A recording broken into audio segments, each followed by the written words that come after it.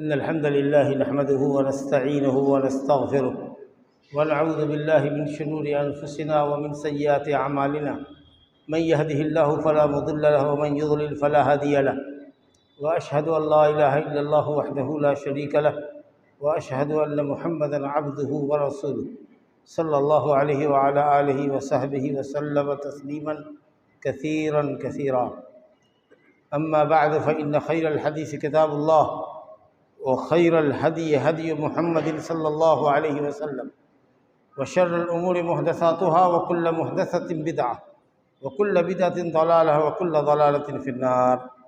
أعوذ بالله من الشيطان الرجيم. اتبعوا ما أنزل إليكم من ربكم ولا تتبعوا من دونه أولياء.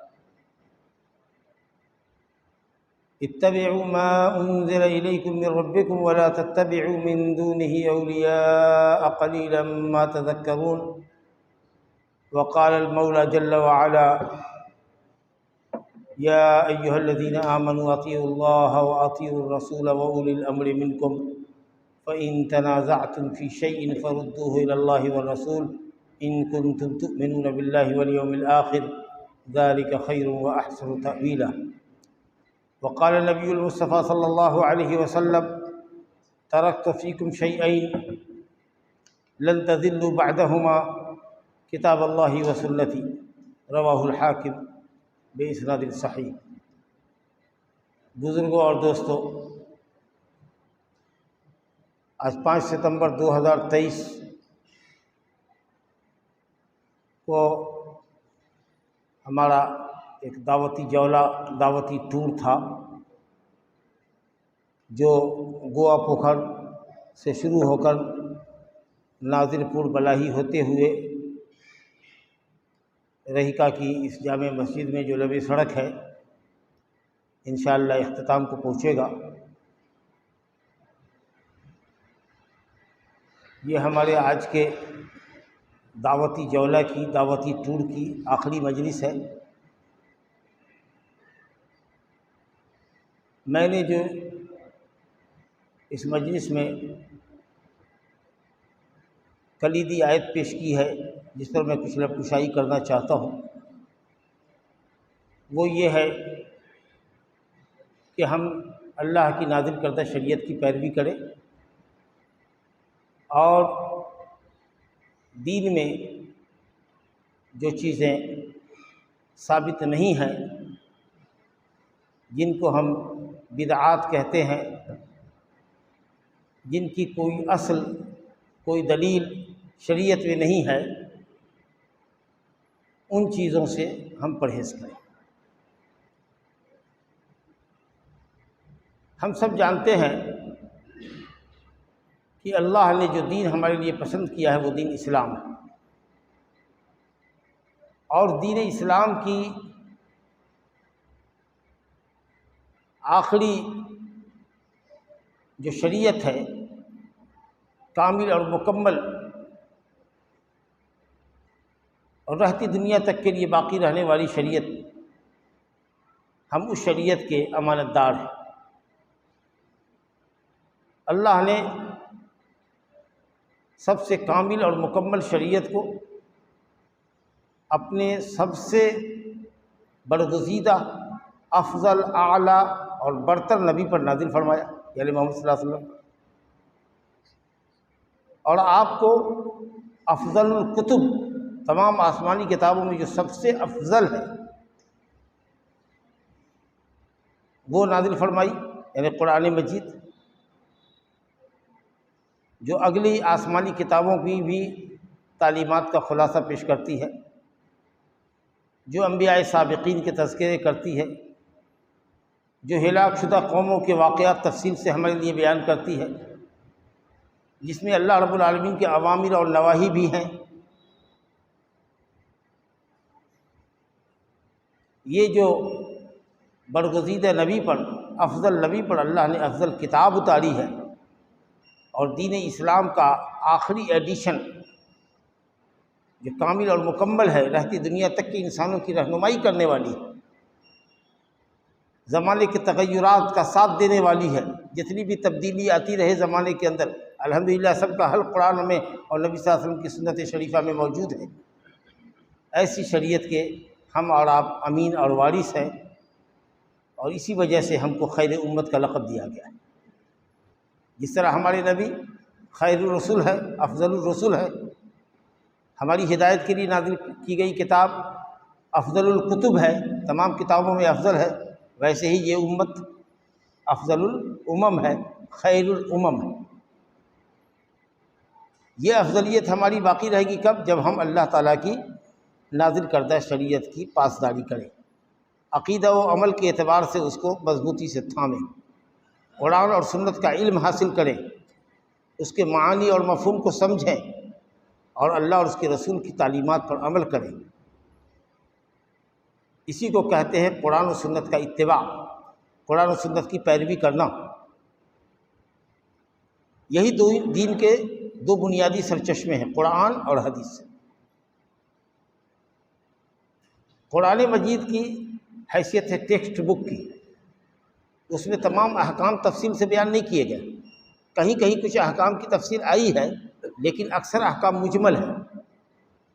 نماز کی کوئی تفصیل نہیں ملے گی آپ کو، کتنے وقت کی نماز ہے ناموں کے ساتھ کہیں کوئی تفصیل نہیں ملے گی، کتنی بجے سے کتنے بجے تک ہے ظہر کا وقت، کب عصر کا وقت شروع ہوتا ہے کب ختم ہوتا ہے، یہ تفصیل آپ کو نہیں ملے گی۔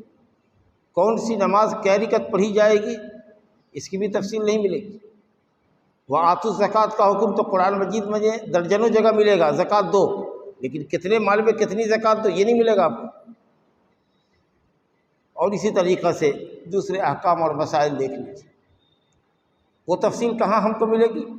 پیارے مصطفیٰ صلی اللہ علیہ وسلم کی سنت شریفہ میں، آپ کی حدیث مبارکہ میں۔ اور جو آپ کی سنت میں نہیں ملے گی تو ہم خلفائے راشدین کی سنت کو دیکھیں گے۔ ابو بکر، عمر، عثمان و علی رضی اللہ عنہم کو خلفائے راشدین کہا جاتا ہے۔ راشد مانے نیک، جس کو اللہ تعالیٰ نے حق کی طرف رہنمائی فرمائی ہو، مہدیین ہدایت یافتہ، اور اللہ کی طرف سے حق کی طرف راہ یاب، اللہ نے ان کو حق کی طرف رشد و ہدایت فرمائی۔ خلفائے راشدین کی سنت کو دیکھیں، اور جو چیز قرآن میں نہ ہو، حدیث میں نہ ہو، اور خلفائے راشدین کی زندگی میں نہ ہو، ہم اس کو دھتکار دیں گے، اس کو دین کا جز سمجھ ہی نہیں سکتے، چاہے اس کا کہنے والا کتنا بڑا مولوی کیوں نہ ہو، وقت کا امام اور عالم کیوں نہ ہو۔ ہم کو شریعت منزلہ کی پیروی کرنی ہے، اس شریعت کی جو اللہ نے اتاری ہے۔ رب العالمین نے فرمایا اتبعوا ما انزل الیکم من ربکم، پیروی کرو اس چیز کی جو اللہ تعالیٰ کی طرف سے نازل کی گئی ہے۔ ما انزل الیکم، جو تمہاری طرف نازل کی گئی ہے۔ نازل کوئی چیز ہوتی ہے اترتی ہے اوپر سے نیچے، تو یہ شریعت کہاں سے اتری ہے؟ عرش والے کی طرف سے اتری ہے۔ اس کا مطلب یہ کہ رب العالمین کہاں ہے، اس کی ذات کہاں ہے؟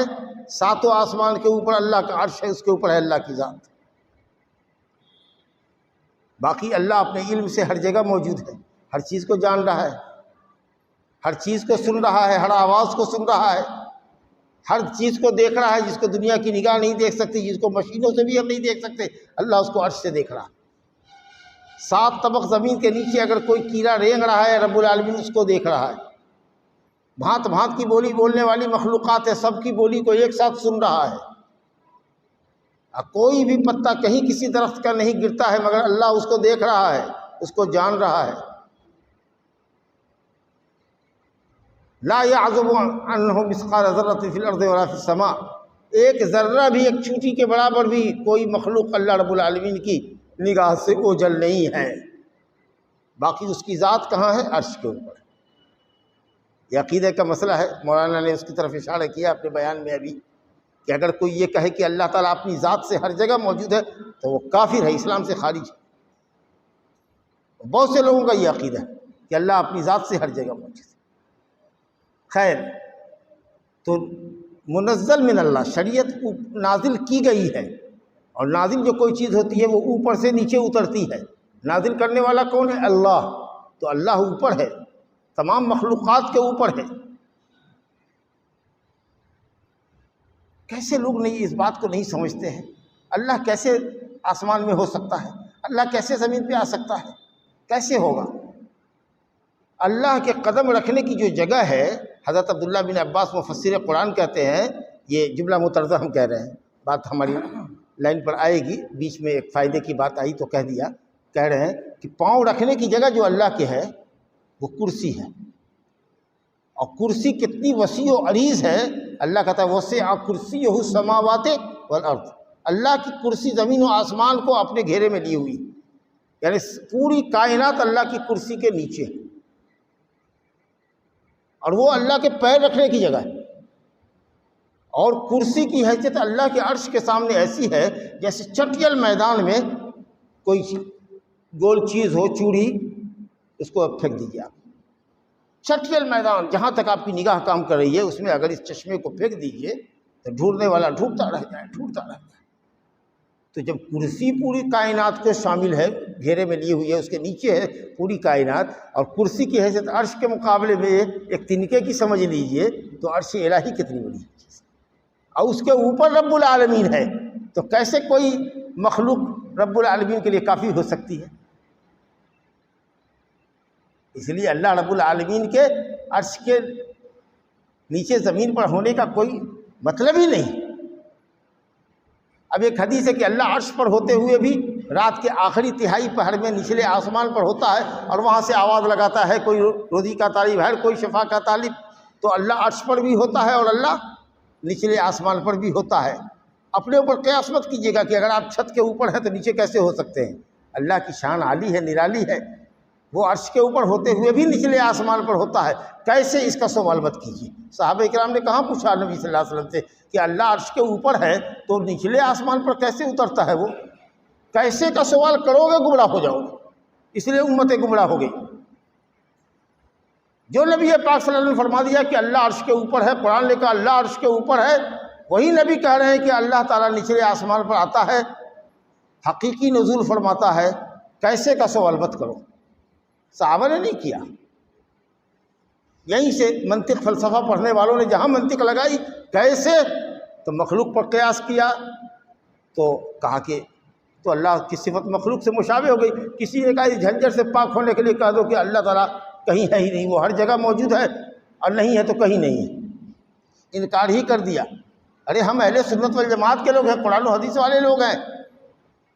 قرآن کہتا ہے رحمان علی العرش استویٰ، رحمان عرش کے اوپر ہے تو رحمان عرش کے اوپر ہے، اور نبی صلی اللہ علیہ وسلم کی صحیحین کی روایت بخاری مسلم کی کہ اللہ نچلے آسمان پر ہوتا ہے آخری پہر میں، تو ہوتا ہے، تو عرش پر بھی ہوتا ہے اور یہاں بھی ہوتا ہے۔ پوری کائنات اس کے نزدیک کیسی ہے؟ جیسے کہ آپ کی ایک ہتھیلی میں مثال دیا گیا کہ ایک ہتھیلی کے اندر رائی کا ایک دانہ ہو، اس کی حیثیت کیا ہو سکتی ہے اتنی لمبی چوڑی ہتھیلی کے اندر؟ اس سے بھی ہلکی اور اس سے بھی باریک شے ہے پوری کائنات اللہ کے سامنے، سبحان اللہ العظیم۔ صحابہ کرام ان حدیثوں کو سنتے تھے تو ان کا ایمان بڑھتا تھا۔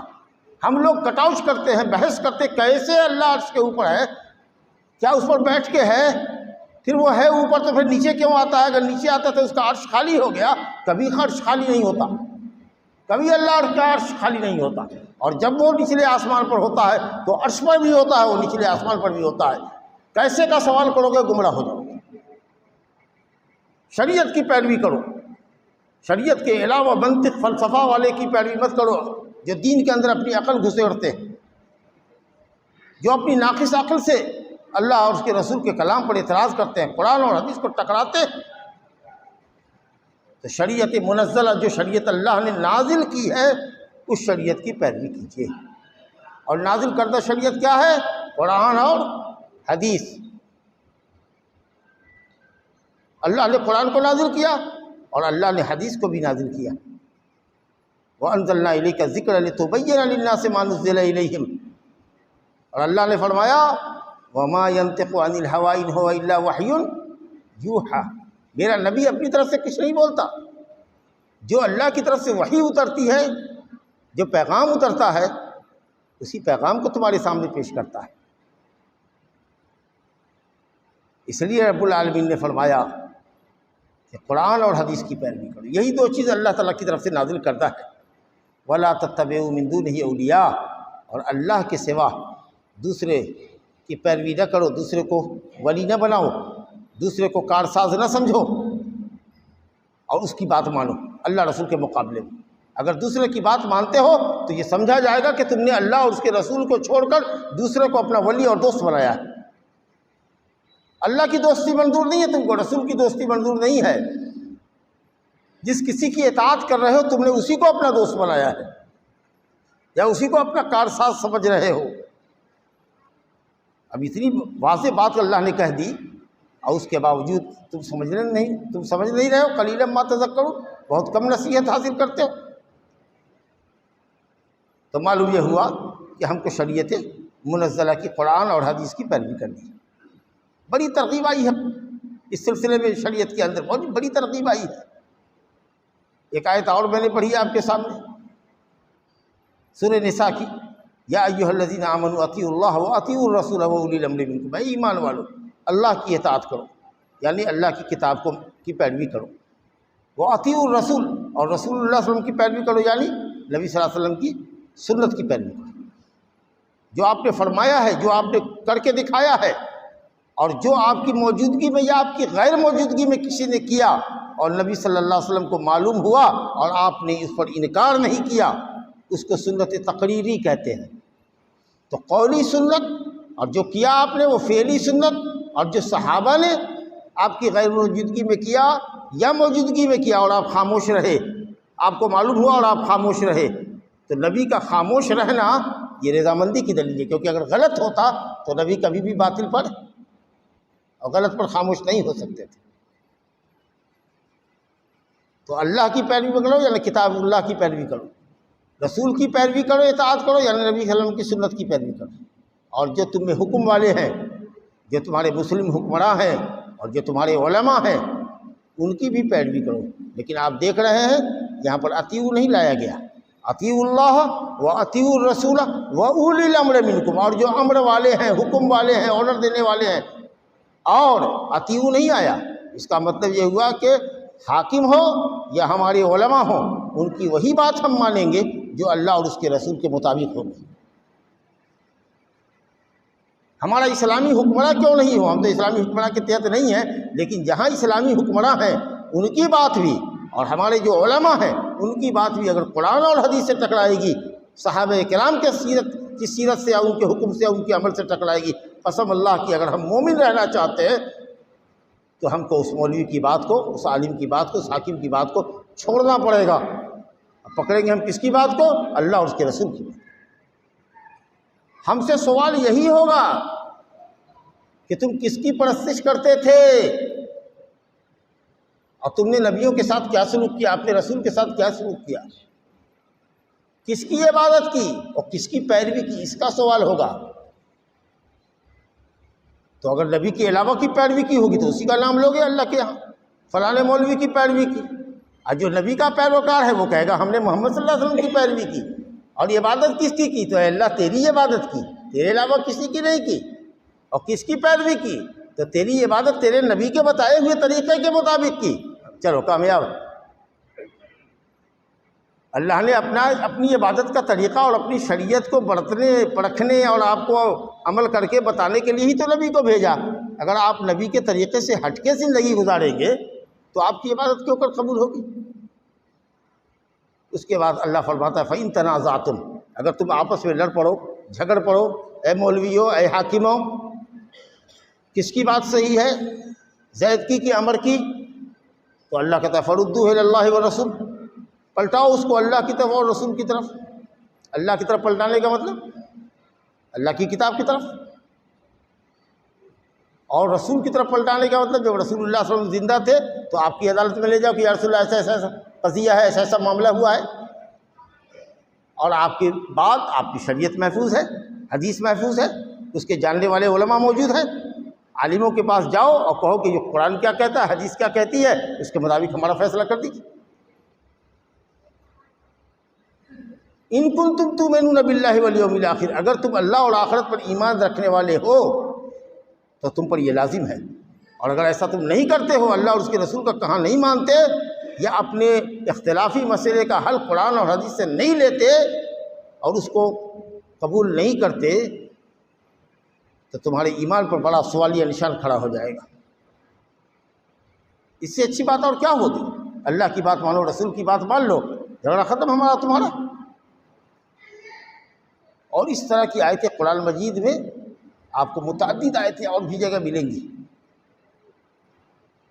قرآن مجید کی آیات اللہ تعالیٰ نے کئی جگہ مقامات پر اپنے احکام بیان کیے ہیں اور اس کے بعد کہا ہے کہ یہی میرا راستہ ہے، جو راستہ قرآن اور سنت سے ثابت ہے یہی میرا راستہ ہے، اس کی پیروی کرو، اس کے علاوہ راستوں کی پیروی کرو گے تو گمراہ ہو جاؤ گے۔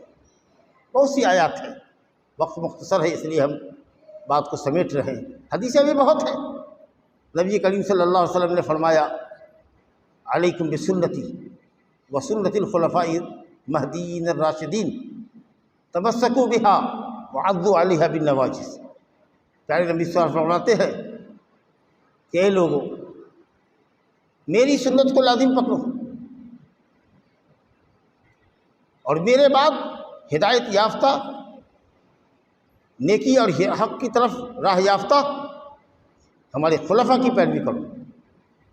من بعدی، میرے بعد، یعنی جہاں نہ ہو کچھ میری طرف سے سنت ثابت نہ ہو، اگر میرے خلفاء نے کیا ہو، ابو بکر، عمر، عثمان و علی رضی اللہ عنہ سے کسی سے ثابت ہو تو اس کو بھی دین کا جز مانو۔ لیکن اگر بالفرض مان لیجئے، ایسا تو ہے نہیں، لیکن مان لیجئے تھوڑی دیر کے لیے کہ اگر نبی صلی اللہ علیہ وسلم کا قول، ابو بکر کا قول، عمر رضی اللہ عنہ کا قول اگر نبی صلی اللہ علیہ وسلم کے قول سے ٹکرا جائے تو ہمارے اوپر واجب ہوگا کہ ابو بکر عمر رضی اللہ عنہ کے قول کو چھوڑیں اور نبی صلی اللہ علیہ وسلم کے قول کو پکڑیں۔ اور اسی لیے حضرت عبداللہ بن عباس ایک معاملے میں سنت رسول سے دلیل پکڑتے تھے۔ وہ معاملہ یہ تھا کہ حج تمتع کرنا افضل، حج تمتع افضل ہے کہ حاجی عمرہ کی نیت سے جائے اور مکے میں عمرہ ادا کرنے کے بعد حلال ہو جائے اور پھر 8 تاریخ کو حج کی نیت سے مینا جائے، اور بیچ میں سلا ہوا کپڑا، خوشبو وغیرہ لگائے، سب چیز جائز ہے، حتیٰ کہ بیوی بھی جائز، اور اس کے بدلے میں قربانی دے، عمرے کی نیت باندھ کے جائے میقات سے، اور مکے میں 8 تاریخ کو 8 ذی الحجہ کو حج کا احرام باندھے، حج کی نیت کرے، اور عمرہ اور حج کے درمیان جو ایام ہے اس سے فائدہ اٹھائے، سلا ہوا کپڑا پہنے، خوشبو پہنے، اس کو حج تمتع کہتے ہیں۔ پیارے مصطفیٰ صلی اللہ علیہ وسلم نے حج تمتع کو افضل کہا کہ میں تو آیا ہوں حج قران کر کے، حج عمرہ دونوں کی نیت ساتھ لے کر کے آیا ہوں، ہدی کا جانور بھی ہے، اب ہم آزاد ہوں گے، حلال ہوں گے جب جانور ذبح کریں گے، لیکن جو بات اب مجھے پتہ چلی ہے اگر پہلے سے پتہ ہوتا تو میں بھی حج تمتع ہی کرتا۔ یہ پیارے مصطفیٰ کی آرزو ہے، تو معلوم یہ ہوا کہ حج تمتع افضل ہے۔ اب حضرت عبداللہ بن عباس کہتے تھے حج تمتع افضل ہے، حضرت عبداللہ بن عمر کہتے تھے حج تمتع افضل ہے، اور یقیناً حدیث کی روشنی میں حج تمتع افضل ہے۔ کسی نے یہ کہا کہ آپ کہتے ہیں کہ حج تمتع افضل ہے، ابو بکر و عمر رضی اللہ عنہ تو کہتے ہیں کہ حج افراد افضل ہے، خالی حج کی نیت سے مکہ جانا چاہیے۔ اعتراض کرتے ہیں، بہت اعتراض کیا ہوگا، سنتے سنتے کان پک گیا ہوگا، تو کبھی غصے میں آ کر کے ناراضگی جتاتے ہوئے حضرت عبداللہ بن عباس نے کہا کہ یوشک ان تنزل علیکم حجارۃ من السماء، قریب ہے کہ اللہ تعالیٰ آسمان سے پتھروں کی بارش برسائے تم لوگوں پر۔ میں کہتا ہوں کہ رسول اللہ صلی اللہ علیہ وسلم نے کہا ہے کہ حج تمتع افضل ہے، اور تم رسول اللہ صلی اللہ علیہ وسلم کے مقابلے میں ابو بکر و عمر کا قول پیش کر رہے ہو۔ قریب ہے کہ آسمان سے پتھر کی بارش برسے۔ اللہ کہتا ہے فَلْيَحْذَرِ الَّذِينَ يُخَالِفُونَ عَنْ أَمْرِهِ أَن تُصِيبَهُمْ فِتْنَةٌ أَوْ يُصِيبَهُمْ عَذَابٌ أَلِيمٌ، ڈرے لوگ نبی کی حکم کی مخالفت کرنے سے، ورنہ ان کو فتنہ اور عذاب علیم پہنچے گا۔ شرک میں پڑنے کا ڈر ہے تمہارے، اور تم ہم کو ابو بکر و عمر کے قول سے دھونساتے ہو۔ نبی صلی اللہ علیہ وسلم کے قول کے مقابلے میں ابو بکر و عمر کی قول کی کیا حیثیت ہے؟ یہ کون کہہ رہا ہے؟ ابن عباس رضی اللہ عنہ کہہ رہے ہیں، کس کے متعلق؟ ابو بکر و عمر کے متعلق۔ ابو بکر و عمر کون ہیں؟ یہ گدگی ہیں، امت کے سب سے افضل انسان ہے ابو بکر، پھر عمر۔ نبی صلی اللہ علیہ وسلم نے فرمایا، مسلم کی روایت ہے، اقتدوا بالذین من بعد ابی بکر و عمر، میرے بعد اگر کسی کی پیروی کرنا تو ابو بکر و عمر کی پیروی کرنا۔ یہ گدگی نہیں ہے، یہ امت کے سب سے افضل لوگ ہیں۔ تو جب ابو بکر و عمر کا قول نبی کے قول سے ٹکرا جائے تو اس کی کوئی حیثیت نہیں ہے، تو ہمہ شمہ کی کیا حیثیت ہے؟ دوسرے ملا مولوی کی، مولانا کی، امام کی، پیر کی، مرشد کی کیا حیثیت ہو سکتی ہے؟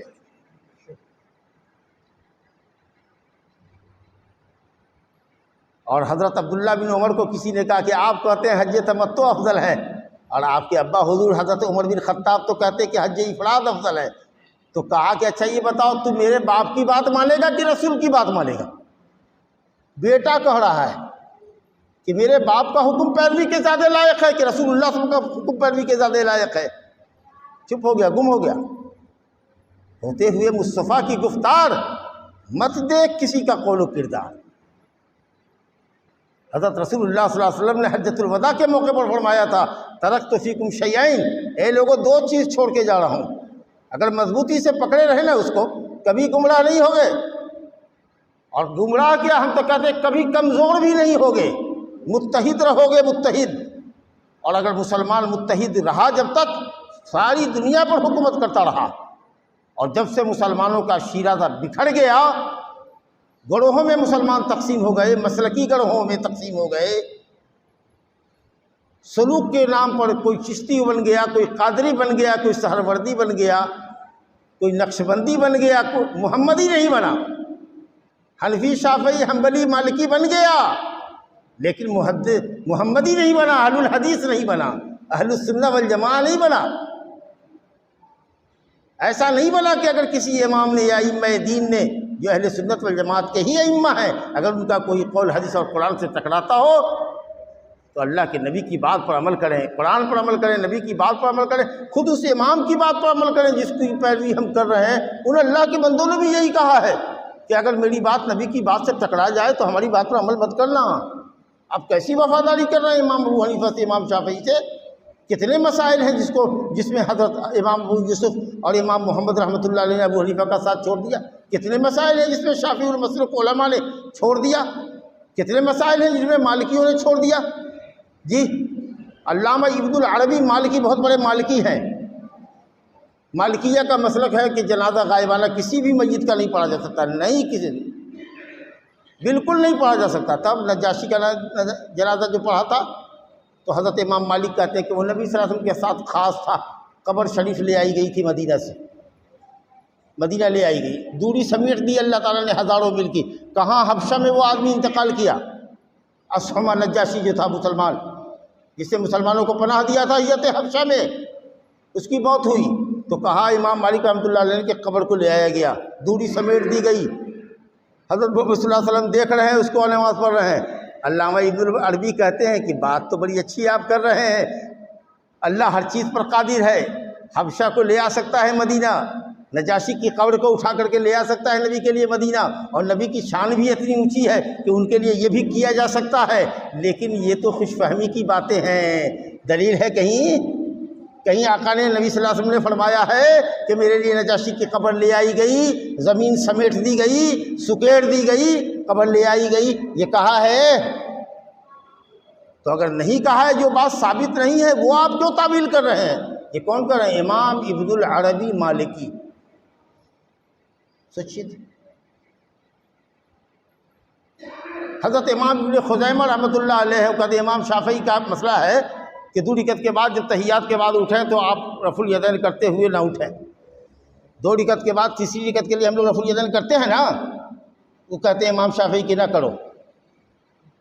ابن خزیمہ کہتے ہیں کہ بخاری مسلم میں ثابت ہے کہ رسول گرامی صلی اللہ علیہ وسلم نے، حضرت عبداللہ بن عمر کی روایت ہے کہ نبی صلی اللہ علیہ وسلم رکوع نیت باندھتے ہوئے تکبیر تحریمہ کے وقت، رکوع میں جاتے وقت، رکوع سے اٹھتے وقت کرتے تھے، اور 2 رکعت نماز پڑھنے کے بعد جب تیسری رکعت کے لیے اٹھتے تو وہاں بھی رفع الیدین کرتے۔ نبی صلی اللہ علیہ وسلم کی حدیث سے ثابت ہے، اس سے شافعی کا قول عمل کے لائق نہیں۔ حضرت امام شافعی کہتے تھے کہ صلاۃ وسطیٰ، اللہ نے جو کہا ہے کہ نمازوں کی حفاظت کرو، خاص کر صلاۃ وسطیٰ کی، حضرت امام شافعی کہتے تھے کہ وہ فجر کی نماز ہے، اور بخاری شریف میں حدیث ہے کہ یہ عصر کی نماز ہے۔ تو ائمہ شافعیہ کہتے ہیں کہ امام بخاری حدیث لے کر کے آئے ہیں، اتنی اتھینٹک حدیث ہے کہ عصر کی نماز ہے صلاۃ وسطیٰ، نہ کہ فجر کی نماز ہے، اس لیے شافعی کا قول معتبر نہیں ہے۔ اس طریقہ سے اگر آپ دیکھیے گا تو ماشاءاللہ ان علماء نے بھی جو کسی مسلک کی طرف اپنی نسبت رکھتے ہیں، کثرت موافقت کی وجہ سے ہو یا ان کے اصول کو قبول کرنے کی وجہ سے ہو، ماشاءاللہ ان کے ائمہ نے بھی اپنے امام کے مسلک سے ہاتھ اٹھایا ہے اگر شریعت کے خلاف ملا ہے۔ ہم بھی یہی کہتے ہیں کہ تم شافعی مالکی حنبلی بن کے رہو، ہم کو کوئی اعتراض نہیں ہے، لیکن اگر نبی صلی اللہ علیہ وسلم کے قول سے صحیح حدیث سے اگر تمہارے امام کا قول ٹکراتا ہے تو اللہ کے واسطے تم امام کے قول کو چھوڑ دو، نبی کی حدیث پر عمل کرو، بے جا تعویل مت کرو حدیث کی، قرآن کی آیتوں کی تعویل مت کرو، حدیث کو منسوخ مت قرار دو، حدیث پر عمل کرو۔ یہی اللہ کہتا ہے، یہی رسول کہتے ہیں، اور یہی تمہارے اس عالم اور امام نے بھی کہا ہے جس کی تم تقلید کرتے ہو۔ تو جب تک امت متحد رہی، قرآن اور سنت کو مضبوطی سے تھامے رہی، اللہ کی اس نصیحت پر عمل کرتی رہی، وَاعْتَصِمُوا بِحَبْلِ اللَّهِ جَمِيعًا وَلَا تَفَرَّقُوا، تو مسلمان ساری دنیا میں پھیل گئے اور تقریباً 1000 سال تک مسلمانوں کی حکومت دنیا پر رہی۔ لیکن جب مسلکی جھگڑے کھڑے ہو گئے، جب یہ سلسلہ کے جھگڑے ہو گئے، سلوک کے جھگڑے، کوئی نقشبندی، کوئی شیعہ وردی، کوئی قادری یا چشتی بن گیا، کوئی ماتریدی بن گیا، کوئی اللہ تعالیٰ کے ناموں کا انکار کرنے والا ہوا، کوئی نہ اللہ تعالیٰ کے ناموں کو مخلوق سے تشبیہ دینے والا ہوا، کوئی اللہ کی صفات کا انکار کرنے والا ہوا، کوئی تقدیر کا انکار کرتا ہے، کوئی کہتا ہے انسان مجبور محض ہے، کوئی شیعہ بن گیا، کوئی خارجی بن گیا۔ کتنے فرقوں میں امت بٹ گئی، اللہ اکبر۔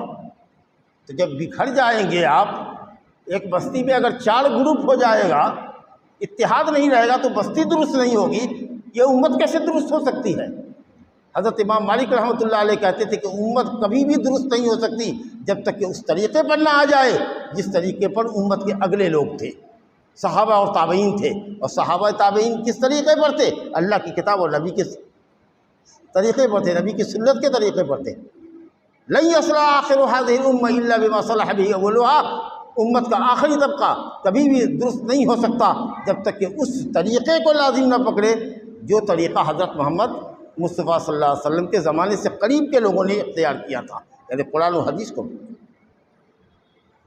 تو اگر ملت متحد رہنا چاہتی ہے اور اپنی صفوں کو مضبوط کرنا چاہتی ہے تو اتحاد کرنا ہوگا، اور اتحاد کسی ایک امام کی فقہ پر نہیں ہو سکتا۔ حنفی کہے گا ہم شافعی کی نہیں مانیں گے، شافعی کہے گا ہم مالکی کی نہیں مانیں گے، لیکن جو بھی مسلمان ہے، اگر وہ مسلمان ہے، اللہ رسول کا کلمہ پڑھتا ہے، اشہدو ان لا الہ الا اللہ و اشہدو ان محمد رسول اللہ کا مقر ہے، اقرار کرنے والا ہے، تو وہ اللہ کی کتاب اور نبی کی سنت پر اتفاق کرنے کو پسند کرے گا۔ یہ وہ پلیٹ فارم پر ہے جس پر سب لوگ متحد ہو سکتے ہیں، لیکن مسلک کے نام پر اکٹھا نہیں ہو سکتے۔ اس لیے آگے اللہ تعالیٰ فرماتا ہے وَلَا تَكُونُوا كَالَّذِينَ تَفَرَّقُوا وَاخْتَلَفُوا من بعد ما جاءهم البينات واولئك لهم عذاب عظیم ولا تكونوا كالذين تفرقوا، ان لوگوں کی طرح مت ہو جاؤ، یعنی یہود و نصارہ کی طرح، جنہوں نے اللہ کی واضح آیات دیکھنے کے بعد، واضح شریعت آ جانے کے بعد انہوں نے تفرقہ بازی کی، گروپوں میں بٹ گئے، فرقوں میں بٹ گئے۔ ایسے لوگوں کے لیے دردناک عذاب ہے۔ تو جب تک فرقہ بندی رہے گی، زمانے میں نہیں پنپو گے۔ فرقہ بندی ہے کہیں اور کہیں ذاتیں ہیں، کیا زمانے میں پنپنے کی یہی باتیں ہیں؟ تو اللہ کی شریعت پر آپ عمل کریں گے تو دین پر قائم رہیں گے۔ نبی صلی اللہ علیہ وسلم نے فرمایا کہ 2 چیز چھوڑ کے جا رہا ہوں، مضبوطی سے تھامے رہنا، اللہ کی کتاب اور میری سنت، کبھی گمراہ نہ ہوگا، اور دنیا کے سینے پر راج کرو گے۔ اتحاد اتحاد اتحاد کا نعرہ لگتا ہے، لیکن اتحاد کس بات پر؟ کس بات پر اتحاد؟ اللہ کی کتاب اور نبی کی سنت پر۔ تو جہاں اللہ کے نبی صلی اللہ علیہ وسلم نے بہت تاکید فرمائی کہ میری سنت کو لازم پکڑو، خلفائے راشدین کی سنت کو لازم پکڑو، جہاں آپ نے یہ فرمایا کہ اے لوگو، یہود و نصارہ 71 اور 72 فرقوں میں بٹ گئے اور میری امت 73 فرقوں میں بٹ جائے گی، یہ مذمت کے لیے بیان کر رہے ہیں تاکہ امت فرقوں میں نہ بٹے۔ اور آپ نے فرمایا کہ سب کی سب جہنمی ہیں سوائے ایک فرقے کے، ایک گروہ کے، اور وہ گروہ کون ہے یا رسول اللہ؟ کہا وہ جو میرے اور میرے صحابہ کے طریقے پر، جو میرے اور میرے صحابہ کے طریقے پر ہے۔ ہم کہاں کہتے ہیں کہ ہم اس کے ٹھیکیدار ہیں؟ تو چاہتے ہیں کہ پورا مسلمان دنیا میں جو بھی کلمہ گو ہے وہ سب آ جائے محمد صلی اللہ علیہ وسلم کے طریقے پر، صحابہ کرام کے طریقے پر۔ یہی تو ہم چاہتے ہیں، یہی دعوت تو ہم دے رہے ہیں آپ کو کہ مسلکی جھگڑے چھوڑیے، نت نئی بدعتوں پر عمل کرنا چھوڑیے، اللہ کا دین کامل اور مکمل ہے، آ جائیے اس کو۔ من اطاعنی دخل الجنہ ومن عصانی فقط ابا۔ نبی صلی اللہ علیہ وسلم نے فرمایا کل امتی یدخلون الجنۃ الا من ابا، میرا سارا امتی جنت میں جائے گا سوائے اس کے جس نے میرا انکار کیا۔ کہا یا رسول اللہ آپ کا امتی بھی ہے اور انکاری بھی ہے، یہ کیسے؟ کہا جو میری پیروی کرے گا بلا چون چرا وہ میرا امتی ہوگا، اور جو میری پیروی نہیں کرے گا وہ اس نے تو انکار ہی کیا، وہ امتی کہلا کے بھی کیا کرے گا، وہ تو میرا انکاری ہے۔ میرا ہوتا تو میری بات مانتا، کہلا رہا ہے میرا، کھا رہا ہے میرا، گا رہا ہے دوسرے کا، تو اس کو کیا کہیے گا آپ؟ غدار نمک حرام کہیے گا کہ نہیں کہیے گا؟ تو کہلا رہا ہے امتی رسول کا، مات مان رہا ہے رسول کے مقابلے میں دوسرے کی، وہ غدار نمک حرام ہوا کہ نہیں ہوا؟ اس کو کیسے یہ بات شبہ دیتی ہے کہ وہ رسول کا امتی اپنے کو کہہ لے؟ امتی کہلا کے پیغمبر کو تو رسوا نہ کرے۔ اسی حدیث میں نبی صلی اللہ علیہ وسلم نے فرمایا ایاکم ومحدثات الامور، قرآن اور سنت کو اور میرے بعد خلفائے راشدین کی سنت کو چھوڑو گے تو لازماً بدعت پر آ جاؤ گے۔ جب بھی امت نے سنت چھوڑی ہے بدعت میں گرفتار ہو گیا۔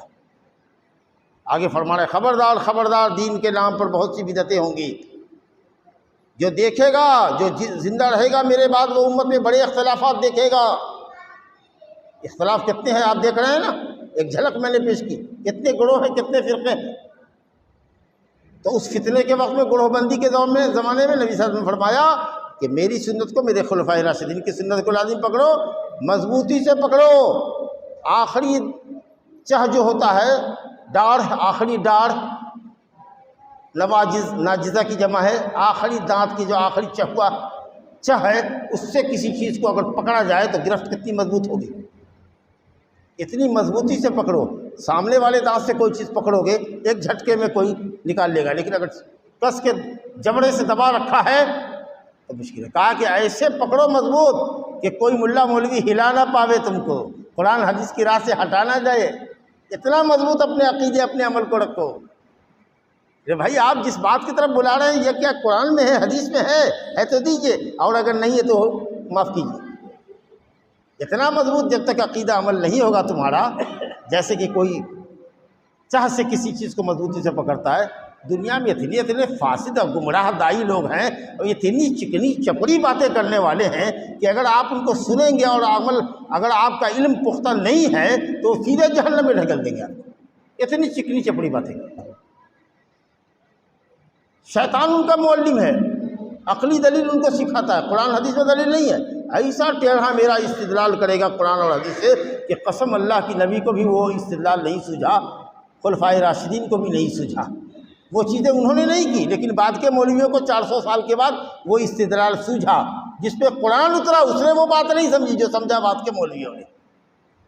شیطان نے گمراہ کر دیا، منطق فلسفہ پڑھا دیا۔ تو رسول اکرام صلی اللہ علیہ وسلم نے سختی کے ساتھ منع کیا ہے کہ دین میں بدعتوں سے پرہیز کرو۔ آپ صلی اللہ علیہ وسلم خطبہ دیا کرتے تھے، حضرت جابر بن عبداللہ انصاری سے حدیث ہے، مسلم شریف کے اندر کہتے تھے اما بعد فإن خیر الحدیث کتاب اللہ، سب سے اچھی کتاب، سب سے اچھی بات اللہ کی کتاب، اللہ کی کتاب اللہ کی بات ہے، اللہ کا کلام ہے، اللہ کی صفت ہے۔ وخیر الحدی حدی محمد صلی اللہ علیہ وسلم، اور سب سے بہتر طریقہ محمد صلی اللہ علیہ وسلم کا طریقہ ہے۔ اور دین میں سب سے بری اگر کوئی چیز ہے تو بدعت ہے، نئی چیز ہے۔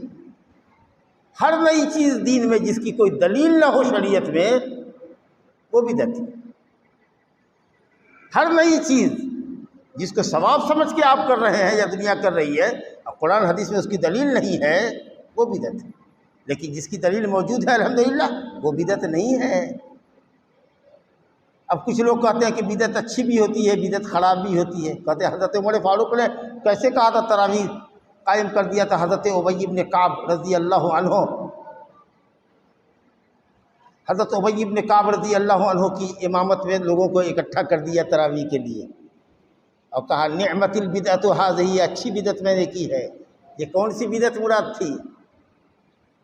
بدعت کا دو معنی ہوتا ہے، ایک عربی زبان میں بدعت کہتے ہیں وہ کام کرنا جو پہلے نہیں ہوا، اس کو عربی زبان میں بدعت کہتے ہیں۔ اور شریعت میں بدعت اس کو کہتے ہیں کہ ایسا کام کرنا جو پہلے کبھی نہیں ہوا اور اس پر قرآن حدیث میں دلیل نہ ہو۔ تو یہ بات تو ٹھیک ہے کہ 30 دن جماعت سے پورے رمضان میں تراویح پڑھنے کا عمل نبی صلی اللہ علیہ وسلم سے ثابت نہیں ہے، حضرت ابوبکر صدیق سے ثابت نہیں ہے۔ تراویح بذات خود ثابت ہے نبی کے فرمان سے، من قام رمضان ایمانا و احتسابا غفر له ما تقدم من ذنبه، جو ایمان اور اللہ پر ایمان رکھتے ہوئے اور ثواب کی نیت سے رمضان میں قیام کرے گا، تراویح پڑھے گا، اس کے اگلے گناہ بخش دیے جائیں گے۔ ٹھیک ہے، یہ تو فرمان رسول ہے، رمضان میں قیام کرے، تراویح پڑھے۔ بات سمجھ میں آئی؟ نبی کریم صلی اللہ علیہ وسلم نے 3 رات جماعت سے بھی نماز پڑھی ہے، پوری مسجد بھر گئی کھچا کھچ۔ چوتھی رات قصدن نہیں نکلے، فجر ہی میں نکلے اور کہا کہ میں سب کچھ دیکھ رہا تھا، سمجھ رہا تھا کہ تم لوگ میرے کمرے میں یا میری چٹائی پر کنکری سے نشانہ لگا رہے تھے، مجھ کو متنبہ کر رہے تھے، میں جگا ہوا تھا، سویا نہیں تھا، لیکن میں قصدن نہیں نکلا کہ مجھے اس بات کا اندیشہ ہوا، ڈر محسوس ہوا کہ کہیں اللہ تعالیٰ تمہاری شوق کو تراویح کے دیکھے تو کہیں فرض نہ کر دے اس کو کہ مسجد میں آ کر کے 5 تراویح پورے رمضان پڑھنا فرض ہوگا جیسے ظہر اثر ہوتی ہے، اللہ اکبر، پھر تم اس کی طاقت نہ رکھو گے، اللہ تعالیٰ تمہاری شوق و رغبت کو دیکھے تو کہیں فرض نہ کر دے، جاؤ جاؤ جاؤ گھر میں نماز پڑھو۔ تو نبی صلی اللہ علیہ وسلم سے بھی 3 رات جماعت ثابت ہے، تراویح کی فضیلت بھی قول سے ثابت ہے، 3 رات جماعت بھی ثابت ہے۔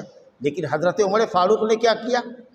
دیکھا کہ لوگ مختلف جماعتوں میں پڑھ رہے ہیں، کہا کہ اب کوئی چیز فرض تو ہوگی نہیں، نبی صلی اللہ علیہ وسلم کا انتقال ہو چکا ہے، شریعت مکمل ہو گئی ہے، اب کوئی چیز تو اوپر سے آنے والی فرض ہوگی نہیں، ہمارے ذریعے تو کوئی چیز فرض نہیں ہوگی، نفل ہے تراویح، نفل ہے نفل ہی رہے گی، سنت ہے سنت ہی رہے گی، اور لوگ الگ الگ جتھوں میں پڑھ رہے ہیں تو کیا اچھا ہوتا کہ ایک امام کے پیچھے پڑھا دیتے۔ تو حضرت عمر فاروق کا یہ کام وہ تھا جو پہلے تو نہیں ہوا، لیکن وہ کام تھا جس کے اوپر دلیل حضرت رسول اللہ صلی اللہ علیہ وسلم کے قول سے بھی موجود ہے اور فعل سے بھی موجود ہے۔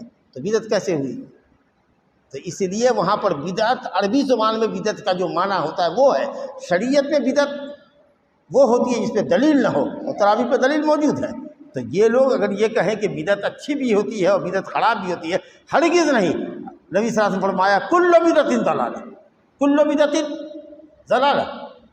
دنیا میں کسی بھی عربی جاننے والے سے پوچھ لیجیے، کل عموم کا صیغہ ہے، عموم کا، کل بدعت، ہر بدعت، چھوٹی بڑی جو بھی بدعت ہو، عقیدے کی ہو، عمل کی ہو، الفاظ کے ذریعے ہو کہ قول کے ذریعے ہو کہ فعل کے ذریعے ہو کہ کسی جگہ کے ذریعے ہو کہ کسی وقت کے ساتھ خاص ہو، بدعت ناتے جو چیز ہے وہ سب گمراہی ہے۔ اور نبی صلی اللہ علیہ وسلم فرمایا ایک حدیث میں وَكُلُّ ضَلَالَةٍ فِي النَّارِ، اور ہر بدعت گمراہی ہے اور ہر گمراہی جہنم میں لے جائے گی۔ تو اسی طریقے سے جھانسا دیتے ہیں کہ بدعت اچھی بھی ہے، بدعت خراب بھی ہے۔ کہتے ہیں اچھا بتاؤ تو قرآن نبی صلی اللہ علیہ وسلم کے زمانے میں اس طرح سے ایک جلد میں محفوظ تھا؟ ارے قرآن مجید کتابت میں تھا نا، پرزے میں لکھا ہوا تھا نا، تو نبی صلی اللہ علیہ وسلم نے تو قرآن مجید کی کتابت کروا ہی دیا تھا، اور نبی صلی اللہ علیہ وسلم نے اپنے زمانے میں لوگوں کو حافظ بھی بنا دیا تھا، اب قرآن لکھا ہوا تھا۔ حضرت ابوبکر صدیق نے کیا کیا؟ قرآن مجید کو مختلف پاروں میں جمع کر دیا۔ حضرت عثمان غنی رضی اللہ عنہ کا زمانہ آیا، انہوں نے تمام جز کو، اجزاء کو اکٹھا جمع کر کے ایک جلد میں کر دیا تاکہ بکھرنے نہ پائے، قرآن ضائع نہ ہونے پائے، اور اس کا قلمی نسخہ بنا کر کے مختلف شہروں میں پھیلا دیا۔ کیا کیا انہوں نے کہ یہ دلیل نہیں ہے؟ ارے دلیل کیسے نہیں ہے؟ قرآن مجید کی کتابت تو نبی کریم صلی اللہ علیہ وسلم فرماتے تھے، صحابہ کو بلاتے تھے، کہتے تھے کہ لکھو قرآن فلاں جگہ پہ لکھو اس کو، تو آپ نے تحریر فرما دیا، حضرت ابوبکر صدیق نے اس کو جمع کر دیا۔ ایک تو یہ بات ہوئی، دین کی حفاظت کے تقاضے سے حدیثوں کو جمع کیا گیا، علم کو جمع کیا گیا، ورنہ ضائع ہو جاتا۔ پھر دوسرا سوال یہ پوچھیے گا ان سے کہ اچھا وہ تراویح جس کو حضرت عمر نے بدعت حسنہ کہا تھا، یہ کس کا عمل ہے؟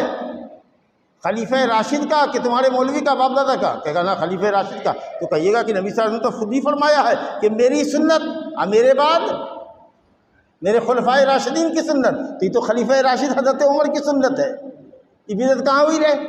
اس کا مطلب یہ کہ بدعت کا معنی یہاں پر وہ بدعت نہیں ہے جس کو نبی صلی اللہ علیہ وسلم نے کہا ہے ضلالت ہے، یہ بدعت عربی زبان کا ایک لفظ ہے، بدع یبدع۔ بدعت کا معنی وہ چیز جس کا نمونہ پہلے سے نہ ہو، لیکن کیا اس چیز کا نمونہ اگر پہلے سے نہیں ہے تو کیا اس پر دلیل بھی نہیں ہے؟ اگر دلیل ہے تو سنت، دلیل نہیں ہے تو بدعت مردود۔ اگر کوئی چیز بلا نمونے کے کی جائے اور دلیل نہ ہو تو بدعت مذمومہ، بدعت ہے وہ۔ اور اگر دلیل موجود ہے تو وہ عین سنت ہے۔ تو اس لیے کوئی بھی بدعت حسنہ نہیں ہے، سب بدعت گمراہی ہے، اگر دلیل نہیں ہے تو بدعت ہے، یاد رکھیے گا۔ چاہے اس کا تعلق عقیدے سے ہو، دیکھیے خوارج کے عقیدے کیسے ہیں، شیعوں کے عقیدے دیکھیے کیسے ہیں، معتزلہ جہمیہ گمراہ فرقے ہیں، ان کے عقیدے کیسے ہیں، اللہ تعالیٰ کے ناموں اور صفتوں کا انکار کرتے ہیں۔ یہ دیکھیے صوفیوں کے کیسے عقیدے ہیں، وہ کہتے ہیں اللہ ہر جگہ موجود ہے۔ صوفیوں کا عقیدہ ہے کہ ہم جگتے ہوئے بھی نبی کو دیکھتے ہیں، جی ہم جگے ہوئے ہیں، بات کر رہے ہیں، ہم قبر شریف کھل جاتی ہے ہمارے لیے اور قبر ہمارے قریب لے آئی جاتی ہے، ہم نبی صلی اللہ علیہ وسلم کو دیکھ رہے ہوتے ہیں۔ کتنا مطلب یہ ہے کہ صاحب گھوٹالہ بازی ہے دین کے اندر، کیسی گھوٹالہ بازی ہے۔ تو یہ سب جو ہیں عقیدے کی بدعات ہیں، اللہ محفوظ رکھے۔ اس کے بعد بدعت قولی ہوتی ہے، بدعت فعلی ہوتی ہے، سمجھا کہ نہیں؟ شرکیہ کلمہ کر رہے ہیں، کسی کی قبر پر دہائی دے رہے ہیں، بابا ہم کو دے دے، بابا ایسا کر دے، یہ قول کے ذریعے بدعت ہے، شرکیت بدعت ہے۔ یا کہتا ہے نویت ان اصلی للہ تعالی 4 رکعات، ظہر کی 4 رکعت کی نماز کی میں نیت کرتا ہوں اس امام کے پیچھے، منہ میرا کعبہ شریف کی طرف، یہ بدعت لفظ کے ذریعے ہے۔ اور بدعت زمانی اور مکانی ہے، قبر پر جاتا ہے، اس کو چھوتا ہے، اس کو چومتا ہے، حضرت اس کونا میں بیٹھے تھے، کونا بڑا متبرک ہے، حضرت کا یہ رومال ہے، حضرت کا یہ جوتا مبارک ہے، سب حضرت ہے، جوتو حضرت ہے، جوتا بھی حضرت ہے، رومال بھی حضرت ہے، سب حضرتیں ہیں، حضرت سے نیچے کچھ نہیں ہے۔ آپ سمجھا؟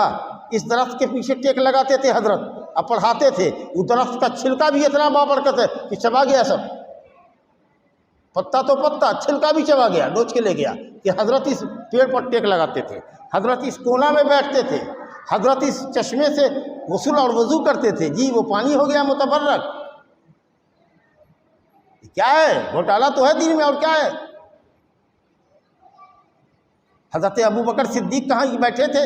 کس کونے میں بیٹھے تھے؟ وہاں تو صحابہ نہیں بیٹھے، انہوں نے اس کو بابرکت نہیں جانا، لیکن تم نے اپنے حضرت کے جوتے تک کو نالے مبارک کہہ دیا، حضرت جوتا مبارک کہہ دیا، لا حول ولا قوت الا باللہ۔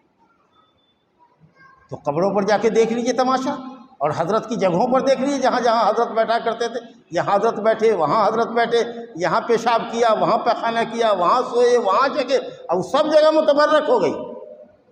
تو یہ بدعات مکانی ہو گئی۔ اب بدعت زمانی بدعت، محرم آئے گا تو تعزیہ جلوس کریں گے، ہاں تو دیکھیے اللہ تعالیٰ ہدایت دے، خوب لاٹھی بھانجنے والے لوگ سب بھی ہیں۔ میرا خیال ہے کہ اب نہیں ہوگا، مرتضیٰ کی طرف اشارہ کر رہے ہیں، پہلے کبھی کسی زمانے میں رہا ہوگا، جوانی کے عالم میں خوب بھانجتا رہا ہوگا لاٹھی، اب محرم میں لاٹھی بھانجے، سنی کہلاوے اپنے کو، شیعہ مردود تو اپنے عیب پر پردہ ڈالنے کے لیے ایسا کرتے، یہ سنی کیا کرتا ہے؟ یہ شیعوں سے بھی 2 قدم آگے ہے، وہ تو سوانگ رچاتا ہے، ڈرامہ کرتا ہے حضرت حسین کے نام پر۔ تم سنی ہو، تم کیوں ایسا ڈرامہ کر رہے ہو؟ تو محرم میں یہ بات ہو گئی، وہ ماتم سوگ کا مہینہ ہو گیا، اور سفر کا مہینہ یہ منحوس میں چلا گیا، یہ مہینہ جو سفر کا چل رہا ہے یہ منحوس ہے، اور ربیع الاول جو آیا تو میلاد کا مہینہ ہے، اور اس کے بعد ہے تو بڑے پیر کا مہینہ ہے، اور فلاں ہے تو فلاں مہینہ ہے، اور رجب ہے تو فلاں مہینہ ہے، اور شعبان میں یہ بدعت ہے، گویا ہر مہینے کی نئی نئی بدعت الگ الگ ہے۔ اللہ ان الذین فرقوا دینہم وکانوا شیعا لست منہم فی شیء، اے نبی جن لوگوں نے بدعات پیدا کر کے شریعت میں تفرقہ بازی کی ہے، ایسے لوگوں سے آپ کا رشتہ نہیں ہونا چاہیے، اور امت کو بھی یہ نصیحت ہے کہ ایسے بدعتیوں سے اپنا رشتہ مت رکھو۔ بدعتیوں کا عمل اللہ قبول نہیں کرتا، بدعتی کو نبی کے حوض کوثر سے سیرابی نہیں ہوگی، بدعتی نبی کے حوض کوثر سے دھتکار دیا جائے گا۔ بدعات نے دین کی صورت بگاڑ دی ہے، امت کو فرقوں میں بانٹ دیا ہے۔ اب نئے نئے لوگ جو ہیں یا غیر مسلم سمجھتے ہیں کہ میاں کے یہاں یہ تعزیہ بہت بڑی چیز ہے، جلوس محمدی کے نام پر جلوس کرنا، میلاد کرنا، یہی دین ہے، یہ کچھ سمجھنے لگے ہیں لوگ، سمجھا نا؟ تو دین کی صورت بگڑ گئی۔ تو ضرورت اس بات کی ہے کہ ہم بدعتوں سے حد درجہ پرہیز کریں، کیونکہ بدعت کی وجہ سے ہمارے عمل مردود ہو جائیں گے، ہم اللہ سے دور ہوتے چلے جائیں گے۔ ہم اللہ سے قربت اگر چاہتے ہیں، نزدیکی چاہتے ہیں، تو انہی عملوں کے ذریعے اللہ سے ہم نزدیکی حاصل کر سکیں گے جو عمل قرآن اور حدیث سے ثابت ہے۔ بدعت کے ذریعے ہم ہرگز اللہ سے قریب نہیں ہو سکتے، دور ہوتے چلے جائیں گے۔ جانا ہم کو دربھنگا ہے اور ہم جے نگر کی راہ اگر پکڑ لیں تو جتنا اتر چلے جائیں گے، نیپال میں چلے جائیں گے، کاٹھمنڈو چلے جائیں گے، دربھنگا سے بہت دور ہو جائیں گے، کیونکہ طریق معاکس میں جا رہے ہیں۔ جو الٹا راستہ ہے اس پہ کو ہم نے پکڑ لیا، دربھنگا والا راستہ چھوڑ کے بینی پٹی جانا ہے، وہ راستہ چھوڑ کے اگر ہم نیپال کا راستہ پکڑ لیا تو نیپال چلے جائیں گے۔ تو اللہ تک پہنچنے کا راستہ تو قرآن اور حدیث والا راستہ ہے، صحابہ کا راستہ ہے، منہج وہ ہے، اور تم نے پکڑ لیا ہے بدعت کا راستہ۔ تو جس قدر اس راستے پر دور چلے جاؤ گے، اللہ سے دور ہوتے چلے جاؤ گے۔ تو میری دعا ہے اللہ تعالیٰ سے اپنے لیے اور آپ سب کے لیے کہ اللہ رب العالمین ہم سب کو دین متین پر قائم رکھے، اپنی نازل کردہ شریعت پر اللہ تعالیٰ ہم لوگوں کو باقی رکھے، قرآن حدیث پر ہماری اتحاد کو اللہ اس پر مضبوط رکھے، مرتے دم تک قرآن و حدیث پر رکھے، اللہ مرتے دم تک توحید و سنت پر رکھے، بدعات سے اللہ تعالیٰ، اعتقادی بدعت سے، عملی بدعت سے، ہر طرح کی بدعت سے اللہ بچائے، اور ایمان پر، توحید پر اور سنت پر ہم سب کا خاتمہ فرمائے۔